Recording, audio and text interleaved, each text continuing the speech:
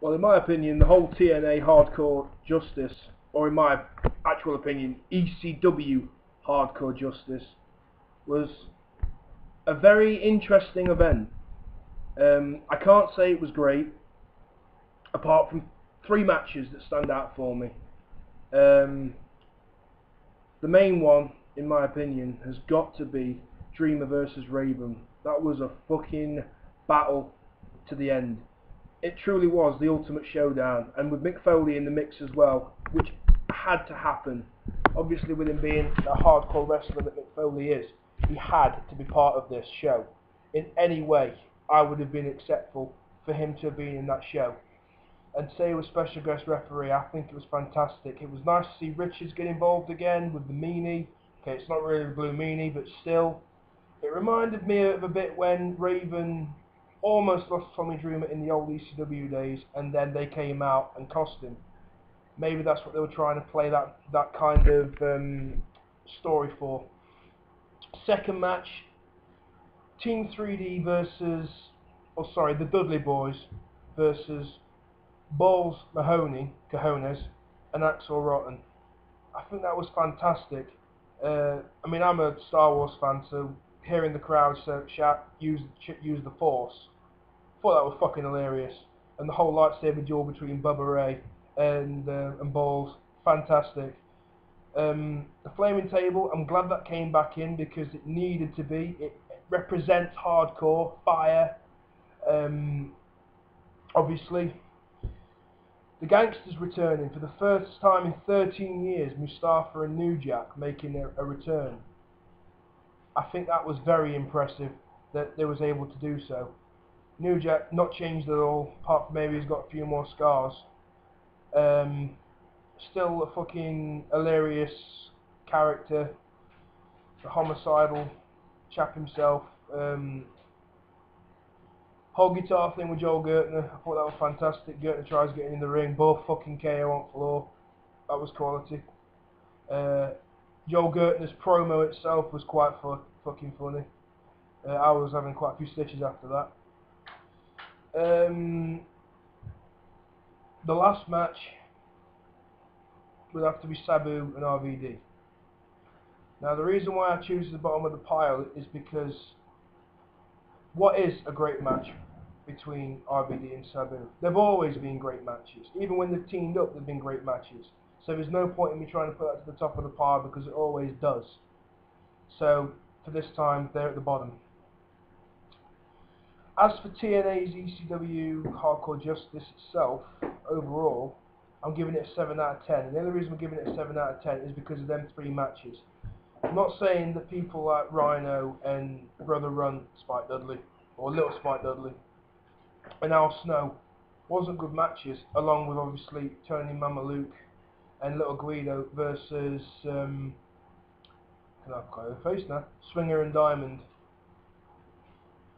The dance-off was stupid. It was too entertaining.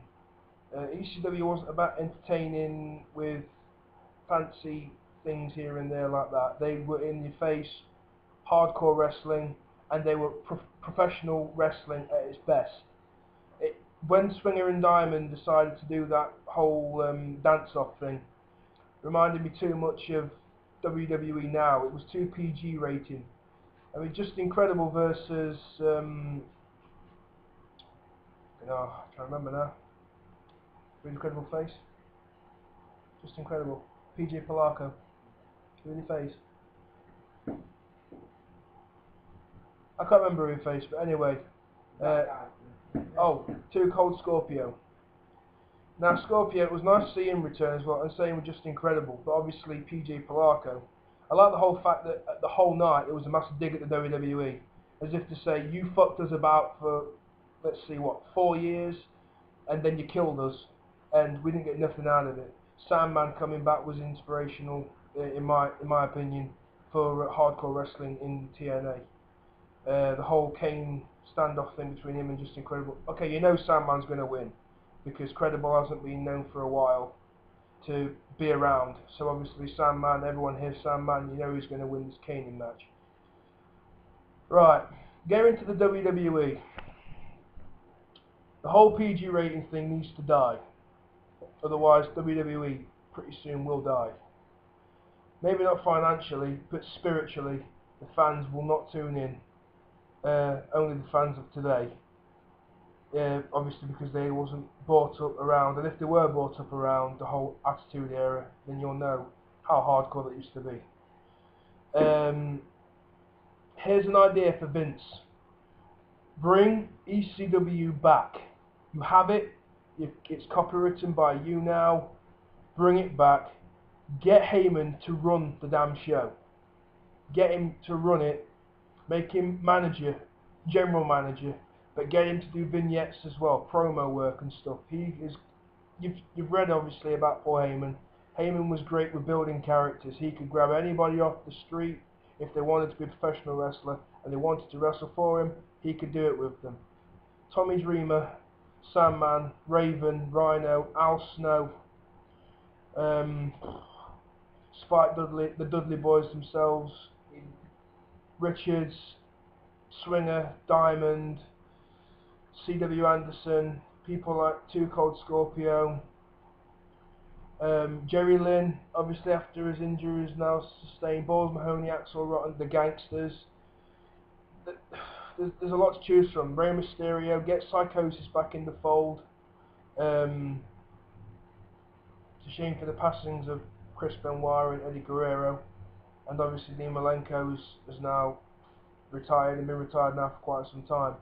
But they could do something. They could really build an ECW brand again. And in my opinion, Vince should bring this brand back. And even if he's going to stick with the PG piss poor rating bollocks, bring one hardcore brand back. Call it Extreme Championship Wrestling and make it Extreme Championship Wrestling, because in my opinion, between 2006, after the One Night Stand, and it came back, it was good for about 2 months, and then it started to die. It was being killed. The company was slowly being killed from the inside. Heyman left. RVD left.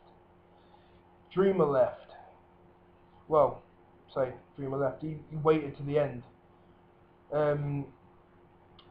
Who else was in this travesty? They brought someone in called the fucking Zombie, just to come out to the ring and be a twat for Sandman to cane him. It just don't seem right. Get people in. Get the old guys back. Sandman, Raven, Rhino, Al Snow, Dreamer, Just Incredible, Jerry Lynn. Bring Cyrus back into the fold just so he could get his ass kicked.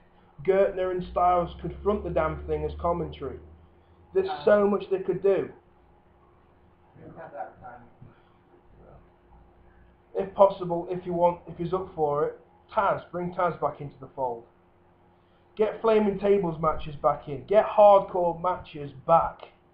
It doesn't have to be as bad as Combat Zone, because Combat Zone, in my opinion, is fucking stupid. That's just literally just wanted to kill yourself. At least ECW had passion and believed in themselves. They didn't just want to go out there and rip each other apart.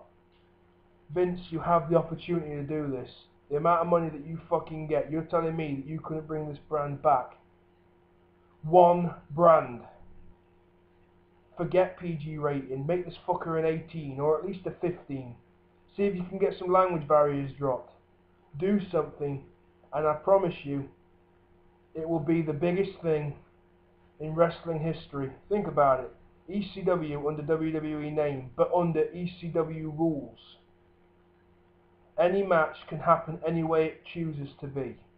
It doesn't have to be a shitty fucking one-on-one crap. Oh, if you hit me with a chair, you're disqualified. That's not ECW. ECW was about passion, it was about pride, it was about blood, it was about guts. Do something about it, Vince. You have the power. And I'm sure Uncle Paul will be very grateful.